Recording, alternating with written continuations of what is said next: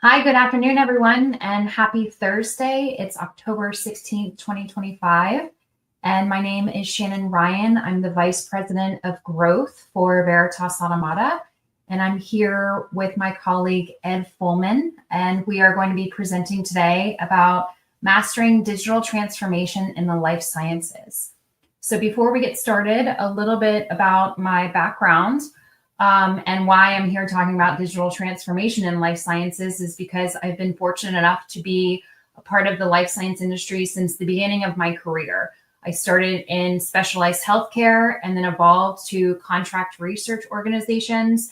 I supported a contract research organization through an IPO on the Hong Kong Stock Exchange, which was absolutely amazing. And then I evolved into big pharma consulting. And now I'm on the technology side of life sciences because of all the digital positioning strategy and digital transformation strategies that we've put in place within my career. So thank you again for joining. And I'm going to hand this over to Ed for a little bit of his background, and then we'll get started with the webinar. Hi, everyone. My name is Ed Fullman. I'm Chief Solutions Delivery Officer for Veritas Automata. My background is in engineering software and systems and hardware for over 40 years. During that time, I've worked in startups and for the government. I was a senior executive at Verizon at one point in my career. And in the 2000s, more recently, I worked for Accenture, where I was a partner on very large outsourcing engagements. And I had three startups since 2000. One was in AI, focused on machine learning and scoring and loyalties. Others were focused on development environments for engineers.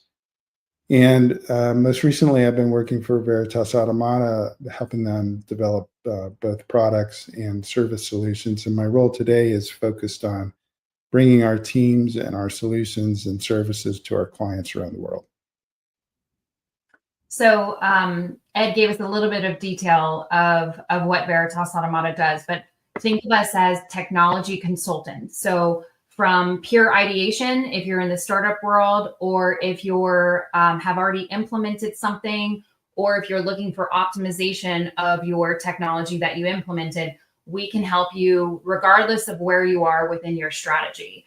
Ed also maintains and oversees all the delivery for our current customers, which is 60% is actually within the life sciences. So I'm going to transition over to the webinar now. And again, thank you everyone for joining, and we'll get started. So to level set, we are going to be using some technical techie terms today. And I just want to make sure that everyone is familiar with these terms throughout the presentation. So the first is generative AI.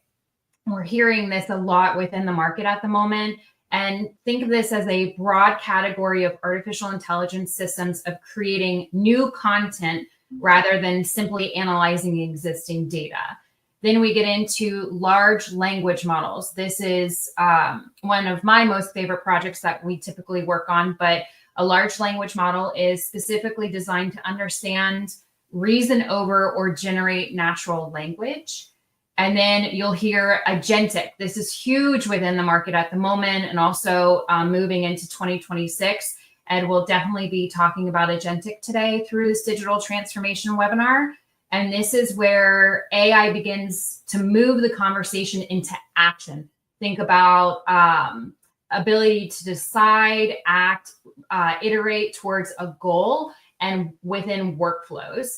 And then AI chat, such as ChatGPT or a chatbot. This is typically a user-facing expression of a large language model. And then Model Context Protocol, MCP. This has been in the market for a couple of years now, but as we are moving into artificial intelligence in this hype cycle of AI, MCPs are extremely valuable. think about them as if HTTP is what makes a website talk to each other on the internet, MCP is what will make an AI system talk to each other across tools, data sources, and organization. So just to summarize, generative AI is the creative category. Large language models is text-based engines. Agentic AI adds reasoning and action. AI chat is more of a human interface. And then MCP is the connective tissue that makes it all interoperable. Okay, so why now? Why are we talking about this in October 2025?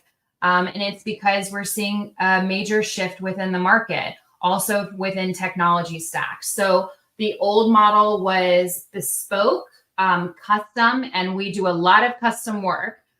Sometimes it can be siloed, so all of the interfaces or platforms don't talk to each other unless you have experts like Veritas Automata come in.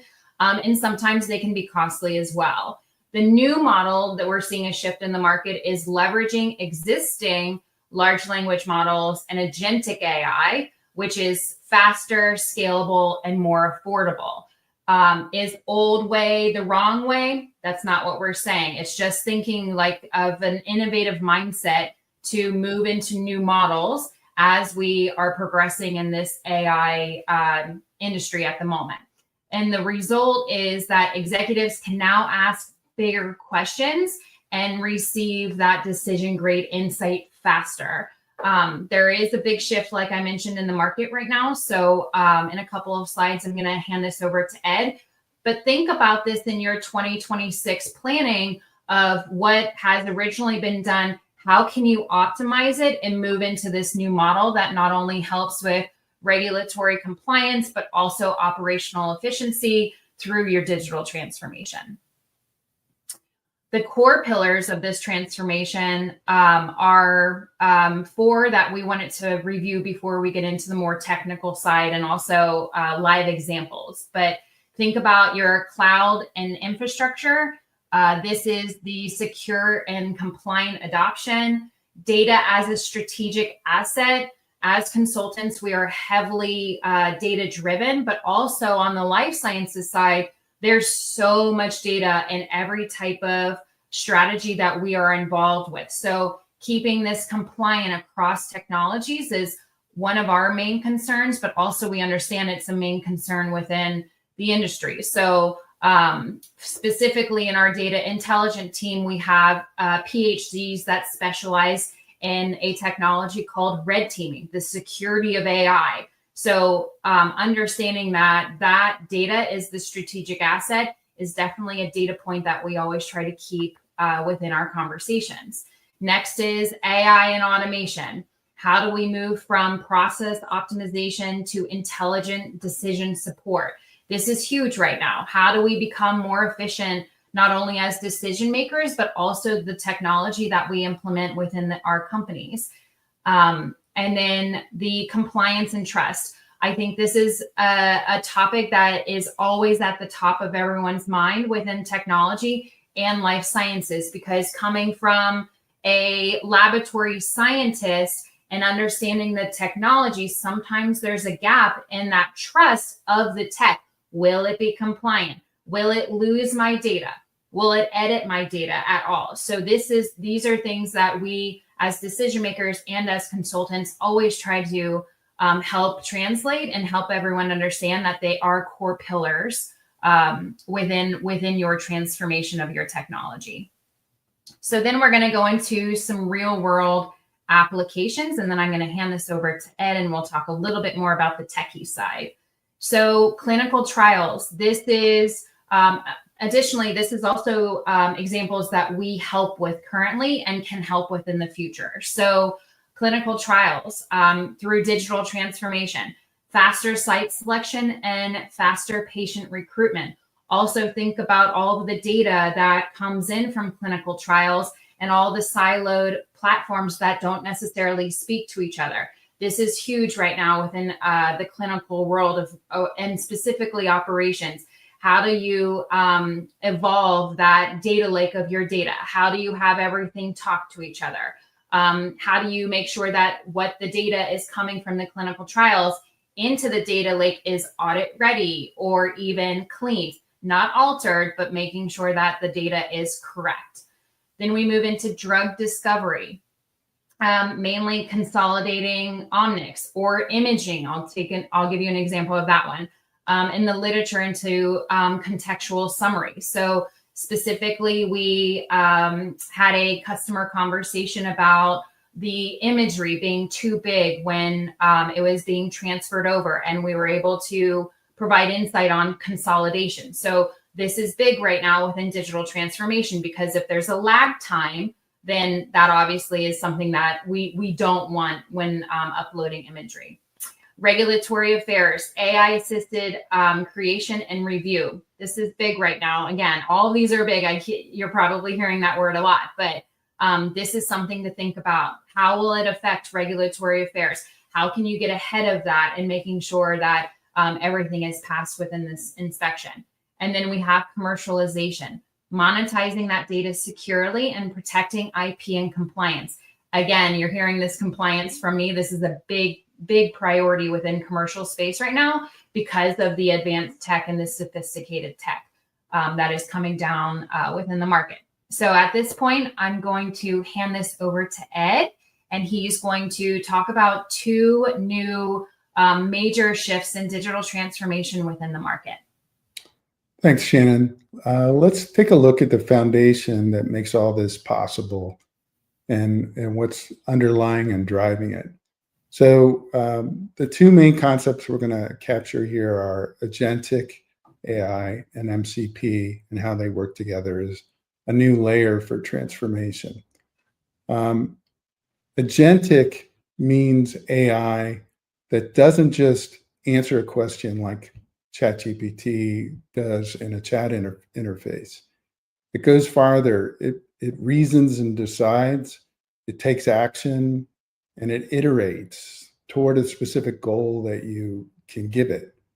So from this perspective, there's a process here of workflow that is captured in agentic, and it's bounded by policy to control it.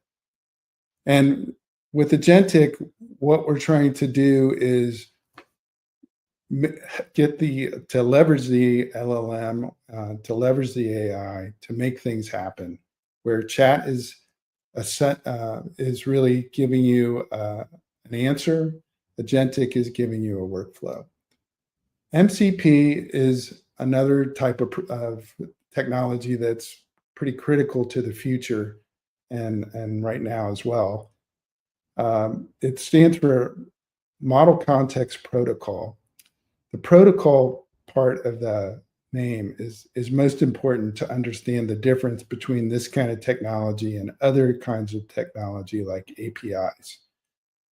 You'll hear people say that, what's the difference? It seems like it's just another kind of API, but in fact, it's more than that. A protocol means a community is embracing a way of doing things. It's a set of standards.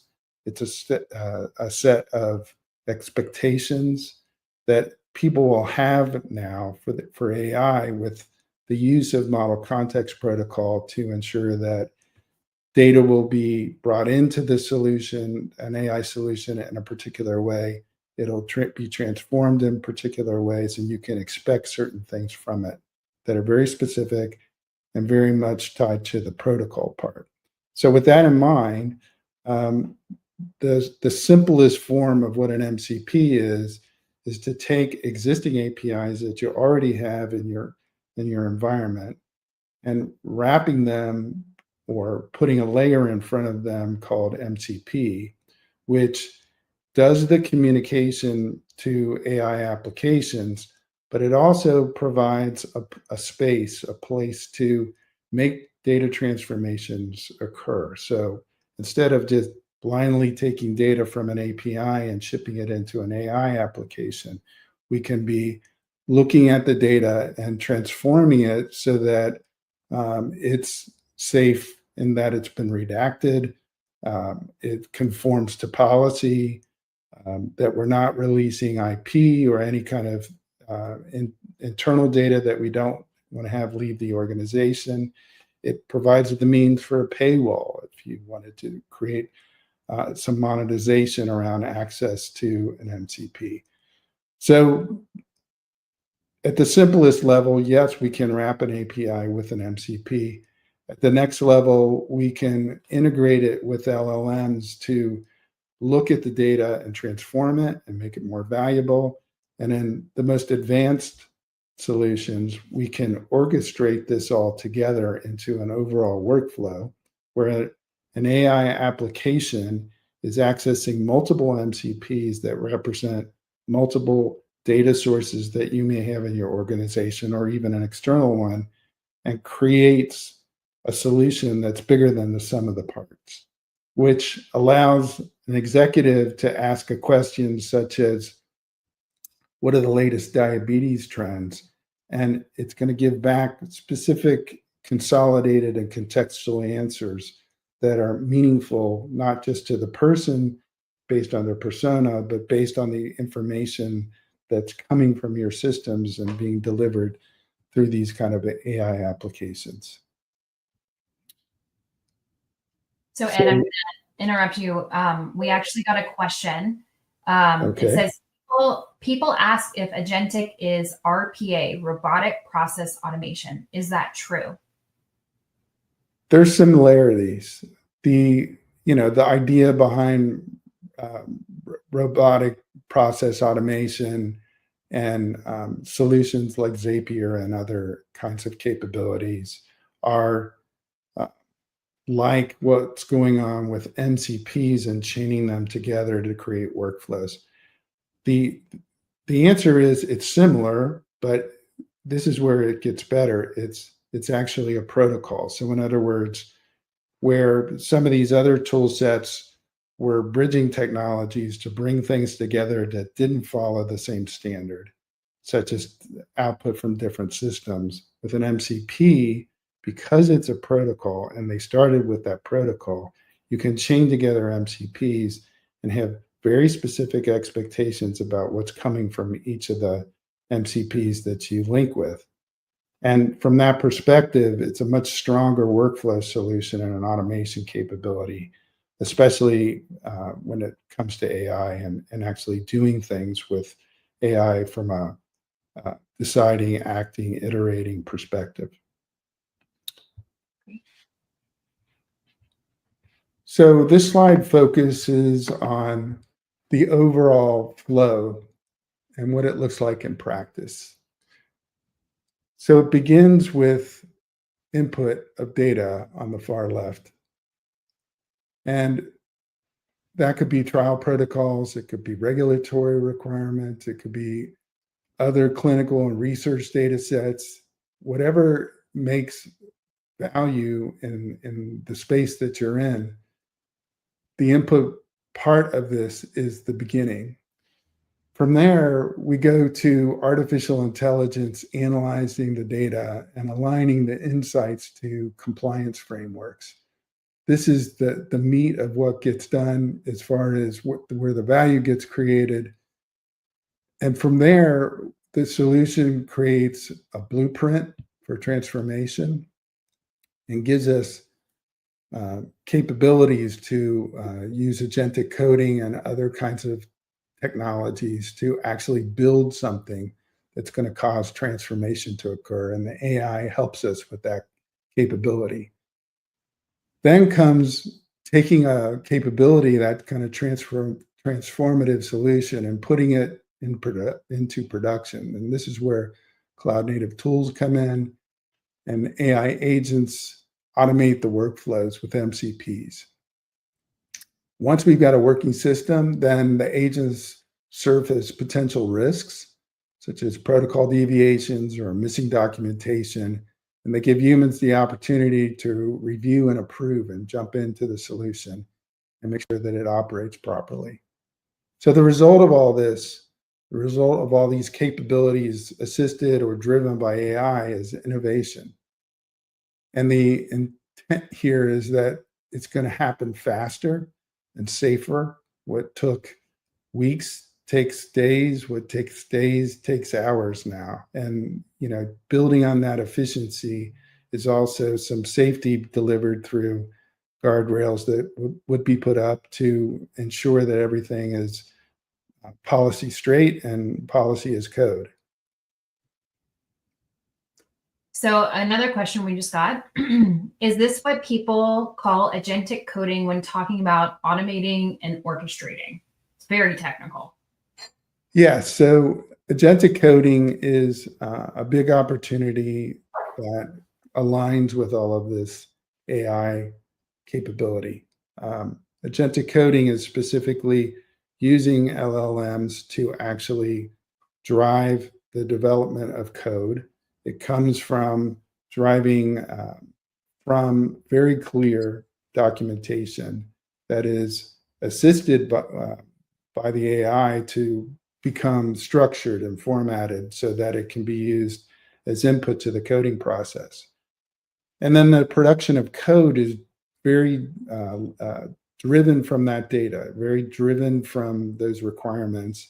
And the production in turn and the eventual acceptance of what gets built is driven by this process and this workflow of agentic capability.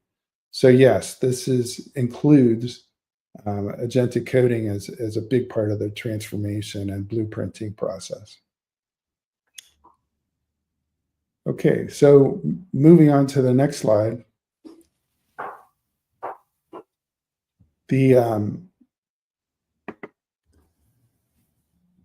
It's natural in a new technology environment like AI that executives would be cautious about implementation. Some of the most common concerns we encounter include resistance to new process, because this is a substantial shift in how things get done. The risk of intellectual property or personal data being exposed is really common to any kind of new technology integration.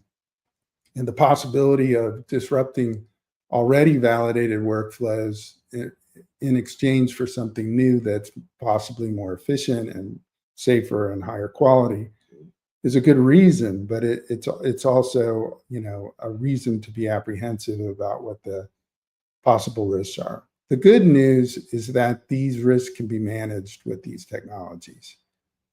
Controlled access through MCPs and existing APIs ensures that data does not move without permission in this new world. Sensitive data can be automatically redacted or anonymized or obfuscated in some way. And agents can be instructed to operate only within policy guidelines. And every action can be logged for audit purposes. So this is how innovation can move forward without compromising compliance. And the AI assists us in checking the boxes and actually doing the work, which is hard to do. So just moving on to other slides, unless there's a question.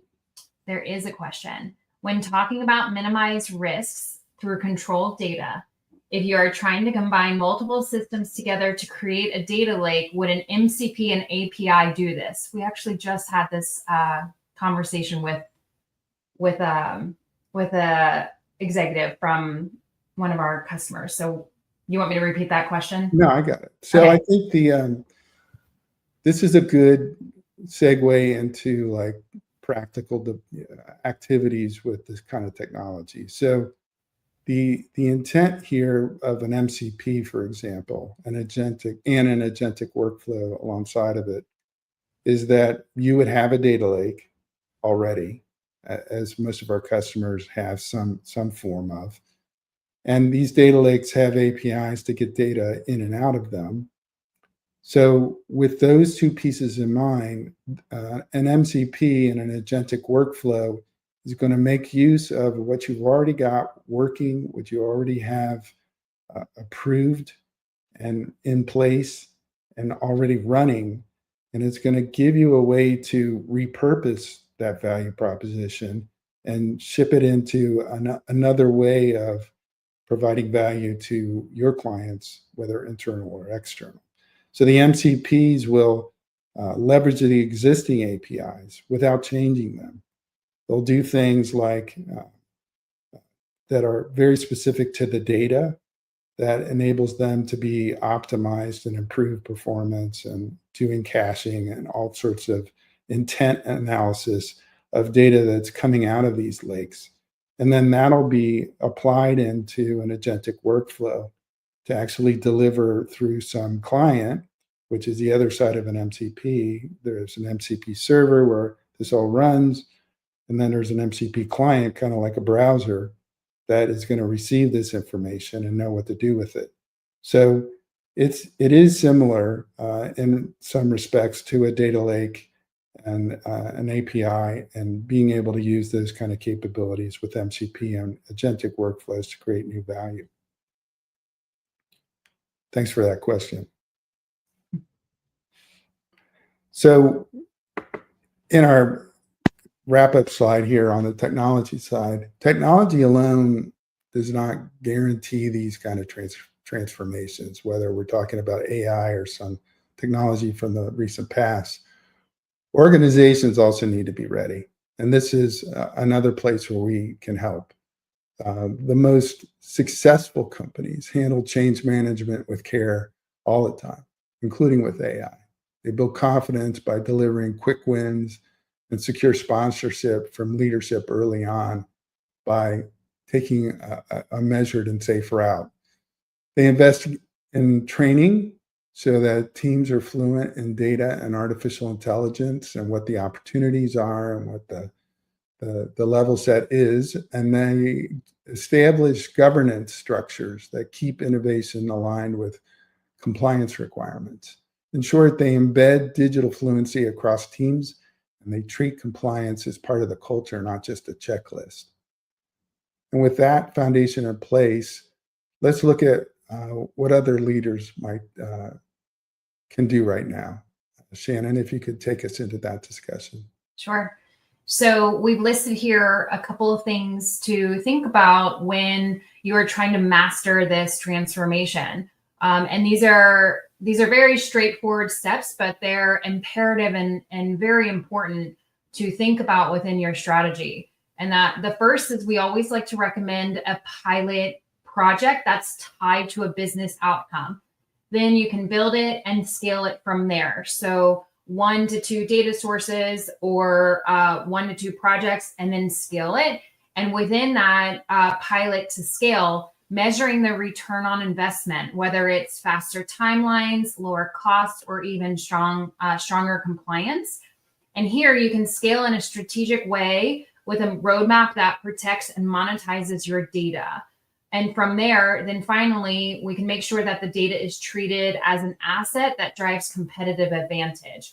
So this is was a very deep and sophisticated way for digital transformation. But keep in mind, Ed and I and the team have helped companies go through digital transformation from manual writing in labs to electronic lab notebooks, building monolithic platforms as well. So regardless of where you are in your strategy of digital transformation, we can absolutely help you, and also help you identify the upcoming trends, which is actually our webinar in December. It's an all-female webinar of all of our technologists, a portion of our technologists at Veritas Automata, and we talk about the upcoming trends of 2026. So you'll hear actually a couple of these in that webinar, but then we go into a deeper dive of the full landscape of the mastering the trends for next year. So with that, we did get a couple extra questions, and we do have a little bit more time, Ed. We have about 10 minutes. Okay, so if I'm a clinical operations leader, who would I talk to about this internally? Shannon, what's your thought about that? Oh, goodness. So I think definitely would want compliance team involved. Of course, innovations, and then depending on the hierarchy and how big the company is, either the AI innovations team or even the IT team.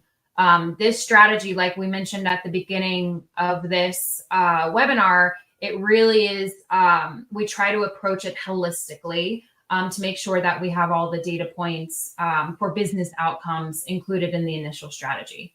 What do you think, Ed? Yeah, I would agree with that. I think there's, depending on whether or not there's already AI projects happening and whether there's already transformation, it's also the realm of CIOs and CTOs to get involved and what the strategy will be. There is a lot of opportunity and work to do on deciding on policy and how you want these systems to run. If it isn't defined, even for a pilot, you're going to want to define a certain amount of that just to ensure that what you're doing is following the company protocols. Mhm.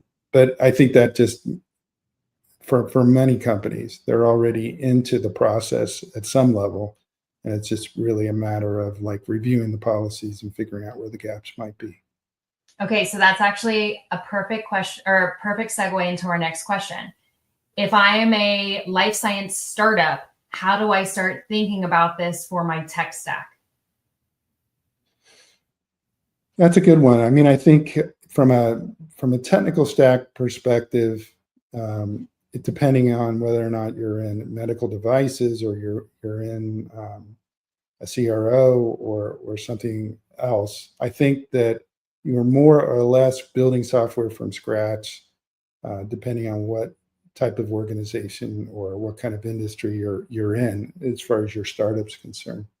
But I think the agentic solutions have an opportunity to accelerate a startup. In some respects, Model Context Protocol, for example, was designed by um, the leaders in the industry to facilitate their growth with startups and um, new parts of organizations that are already in place and already large. Um, so the goal here is to take a technology like an MCP that's offered by someone in the industry that you're in and adopt the kind of capabilities behind that MCP. So whether you're talking about something purely for coding purposes, or like, for example, drawing diagrams that represent the code that you've created, or something that manages code version control, all these things exist already as MCPs. Um, but what's coming is, so for example, from some of the LIMS companies, I expect that there'll be LIM MCPs that'll represent some part of their technology so that you can add it on to what you're trying to do, for example. So I think it's a matter of figuring out what's very similar to other times for startups in history around the recent years, where you take a look at what you want to do, you look at what has the most uncertainty with what you're trying to accomplish, and then you seek out MCPs that bring you technology that's already ready to go, and you build only what you have to, just the absolute minimum to get your first step. We're seeing a lot in the market right now that agentic reduces time. How do we implement agentic within our teams? And what is usually the time reduction? That's a great question. So this is something that I'm spending a lot of time on personally, and it's key to our clients as well. A number of our clients have our teams using agentic tools for coding and development of documentation and test cases and other things. So it does require a shift in your life cycle. It presents opportunities that don't exist with people. In other words, because the technology enables the process to go so fast, you have much more time left over for the things that are most hard to get development teams to do: test case development, clear narratives around project descriptions, etc.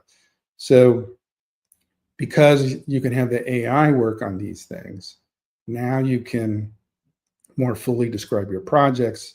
You can do test-driven development. You can do a lot of things that were very difficult before, especially when you're balancing code development versus budget and time.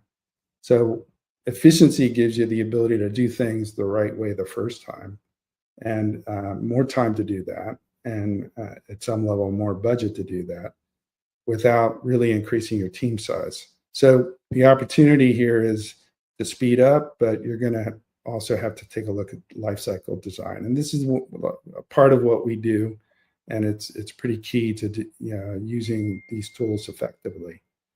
The other opportunity here is you're going to speed up. So, like, what does that look like? That was part of the question. It's different for different. Of course, it's different for different projects and what you're trying to do and what the complexity of it is. But I think that there's great opportunity to pick up efficiency and pick up speed, and as a result, be able to do more feature development as well as be able to do more quality work and ensure that things have been done right. Where it made sense to build something once before, you can literally think about building it twice and doing a bake-off to see which one does it better. And those kind of things just weren't possible, but that's what the efficiency gives you, is the ability to take that time. Excellent. Okay, we received a couple more questions. We will reach out to the people who asked questions that we didn't have time to directly. And speaking of reaching out to us, these are our QR codes to our LinkedIn accounts. So if you'd like to ask us any questions or set meetings with us, this is how you can reach us. And our schedulers are actually within our LinkedIn profiles. So thank you, everyone, for joining. We are seeing a big shift within digital transformation, an exciting shift within life sciences. So please, if you have any questions or if you have a project that you're having a challenge on or even getting into the project, please reach out to us directly. So thank you again, and we will see you next time for our next webinar. Thanks, everyone.